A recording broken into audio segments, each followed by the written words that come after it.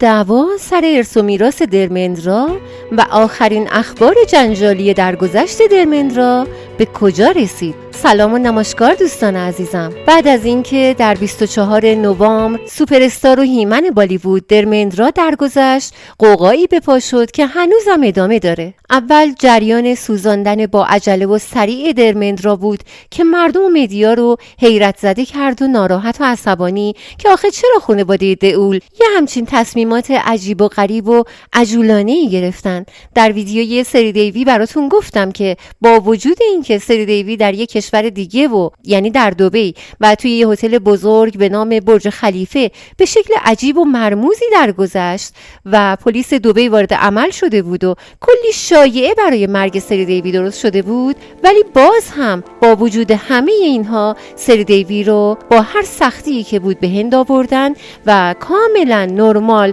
و با عزت و احترام و با حضور جمعیت زیادی از طرفدارانش و مردم هند و تلویزیون و مدیا اون رو با احترام نظامی و در پرچم هند پیچوندن و تمام رسوماتش رو درست و تکمیل انجام دادن و اجازه دادن که مردم و طرفدارانش بتونن با سری دیوی وداع کنن. آخرین تصویر زیبایی هم که از سری دیوی منتشر شد برای طرفدارانش تصویری بود که اون رو مثل یک تازه عروس تزیین کرده بودن تا آخرین خاطره از سری دیوی در ذهن مردم همون سری دیوی زیبای همیشگیشون باشه، تا جای هیچ شکایت و دلخوری برای مردم و طرفداران سری دیوی باقی نمونه، چون مردم هند سوپر استاراشون رو و ستاره هاشون رو مثل خدا میپرستن و توقع دارن که سوپر استارها هم به احساسات مردم اهمیت بدن و اونها رو هم در نظر بگیرن. اما خانواده دئول برای مرگ درمندرا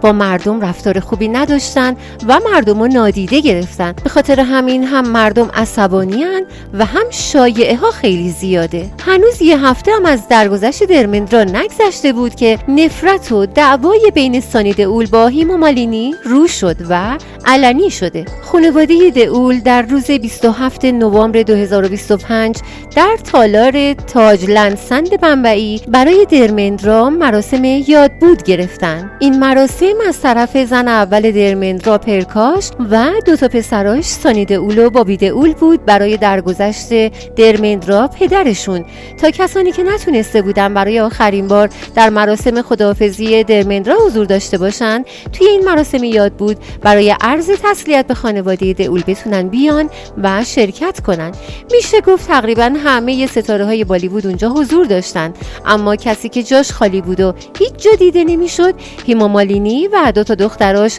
ایشا دئول و آهانا دئول بودن و عدم حضور خانواده دوم درمندرا همه مردم رو ناراحت کرده و اذیت میکرد. مردم براشون ناراحت بودن، انگار مثل خانواده و بچه‌های ناتنی باهاشون برخورد شده و اینطور به نظر میومد که انگار بعد از رفتن پدرشون به معنای واقعی یتیم شدن. همون موقع که پرکاش و پسراش توی یه تالار بزرگ برای درمندرا مراسم یادبود گرفته بودن، هیما مالینی هم جدا توی خونش برای شوهر از دست رفتش و در سوگ اون یه مراسم کوچیک و خودمونی گرفته بود و دوستان و آشنایان نزدیکش حضور داشتن توی اون مراسم. توی ویدیویی که از خونه سرد و خاموش هیما مالینی و از مراسم کوچیک یادبودی که گرفته بود برای درمندرا منتشر شد و وایرال شد، هیما مالینی با یه لباس ساده سفید که خالی از رنگ بود دیده میشد که با یکی از مهمانها که نماینده مجلس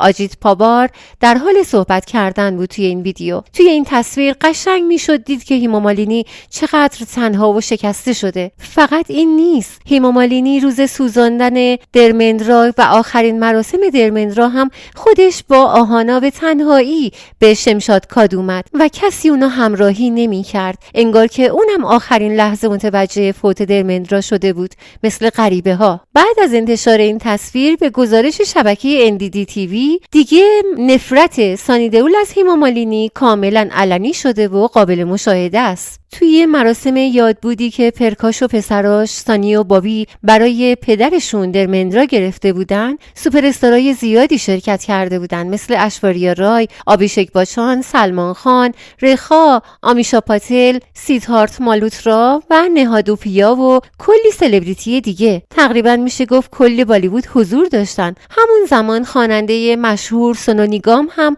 آهنگای معروف درمندرا رو خوند تا یاد و خاطرش رو برای همه زنده کنه. از اون طرف هم تصویر و عکس خونه سرد و خاموش و مراسم یادبود هیما مالینی بود که به صورت آنلاین وایرال میشد و بیرون اومد و مردم تصاویر هر دو مراسم یادبود رو با هم مقایسه میکردن و برای هیما مالینی ابراز ناراحتی میکردن. در واقع زمانی که درمندرا فوت کرد دیگه روز تولد 90 سالگیش بود و میشه گفت که درمندرا در 90 سالگی فوت کرده و مردم توی روز تولد 90 سالگیش برای درمندرا دلشون تنگ شده بود و جای خالیشو حس میکردن و همه جا صحبت از درمندرا بود. هنوز 10 روز از مرگ درمندرا نگذشته که جریان و مسئله وراثت درمندرا جنجالی شده. از یه طرف میگن تمام ثروت درمندرا بین زن اولش و 6 تا فرزندش تقسیم میشه و از یه طرف هم میگن چون زن اولش پرکاش رو طلاق نداده بود پس ازدواجش با هیما مالینی اصلا قانونی نیست و هیما از لحاظ قانونی جزء وراث درمندرا محسوب نمیشه و زن اون نبوده. اینقدر این شایعات بالا گرفت و زیاد شد که دیگه یکی از اقوام و نزدیکان خانواده دئول مجبور شد بیاد به مدیا توضیح بده که همه این صحبت‌ها فقط شایعه است و مزخرفه، به قول خودشون بکوازه و هیچ دعوایی سر ارث و میراث درمندرا بین بچه‌هاش یعنی بابی دئول و سانی دئول و ایشا و آهانا دئول وجود نداره و دختراش فقیر و بیپول نیستن و نیازی به ارث و میراث درمندرا ندارن و هیچ کدومشون هم نمیخوان که سر میراث پدر با هم بحثی داشته باشن و در ضمن سانی هم اونا رو از خانواده بیرون نمیکنه و در ادامه گفته که الان زمان بسیار غلطیه برای این حرفا و فعلا همه غمزده و ناراحت هستن و به این موضوعات مادی نمیتونن فکر کنن، ولی یه چیزی 100% و حتمیه، اونم اینه که ایشا و آهانا جزئی از خانواده بزرگ دئول ها هستن، همونطور که پدرشون درمندرا همیشه میخواسته. این به اون معنیه که درمندرا پیوند بین بچه‌هاشو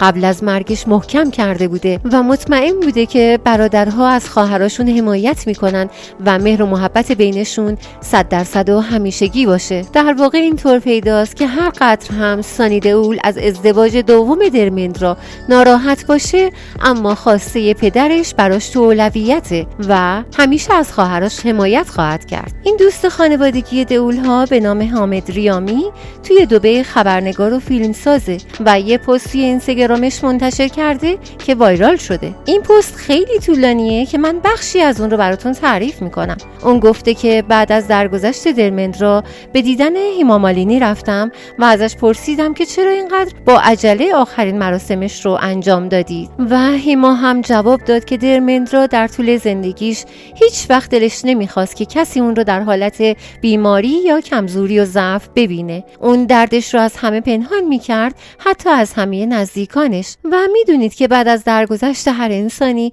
تصمیماتش رو خانواده‌اش میگیرن. به هر حال هر چی که شد خوب شد و درست بود. شما هم اگه بودید حال اون رو تو اون وضعیت نمیتونستید تحمل کنید. روزهای آخر حال اون بسیار خراب بود و حتی ما خودمونم اون رو نمیتونستیم توی اون حال تحمل کنیم و ببینیم. حامد در آخر نوشته که به هر حال محبت من برای درمندرا هیچ وقت کم نمیشه و همچنین گفته که توی چشمای هیما دل شکستن و غمی بود که اون سعی داشت پنهانش کنه و گفته که هیما مالینی میگفت کاش اون روز من پیشش بودم توی خونه باغمون، مثل 2 ماه قبل که اونجا کنارش بودم. من بارها به درمندرا گفتم که چرا شعرهاتو منتشر نمی کنی و اون هم جواب میداد که هنوز تموم نشده و تکمیل نشده، اما زمان دیگه بهش مهلت نداد و اون همه چیزو گذاشت و درگذشت. و خبر آخرمون از درمندرا در مورد فیلم آپنه 2 هست که قبلا خبر اومده بود که فیلم آپنه 2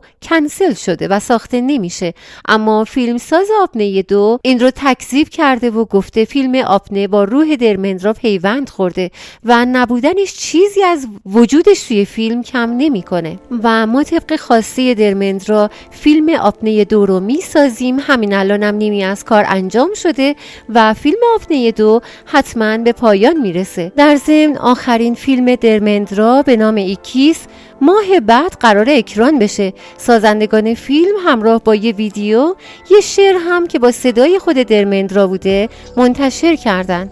و با مردم به اشتراک گذاشتن و این شعر و ویدیو حسابی مردم رو احساساتی کرده. فیلم ایکیس آخرین فیلم زندگی درمندراست که در ماه آینده ریلیز میشه و برای طرفداراش این آخرین باریه که میتونن سوپر استارشون و قهرمانشون یعنی درمندرا رو روی پرده سینما ببینن. خب دوستان عزیزم، این بود آخرین اخبار و حواشی درگذشت درمندرا، پادشاه دهه 80 بالیوود و مردی با مشت‌های آهنین که بهش هیمن و قلب طلایی بالیوود هم میگفتن. امیدوارم که مورد پسندتون واقع شده باشه. منتظر کامنت‌های پرمهرتون هستم و تا یه ویدیوی دیگه خدا نگهدارتون باشه.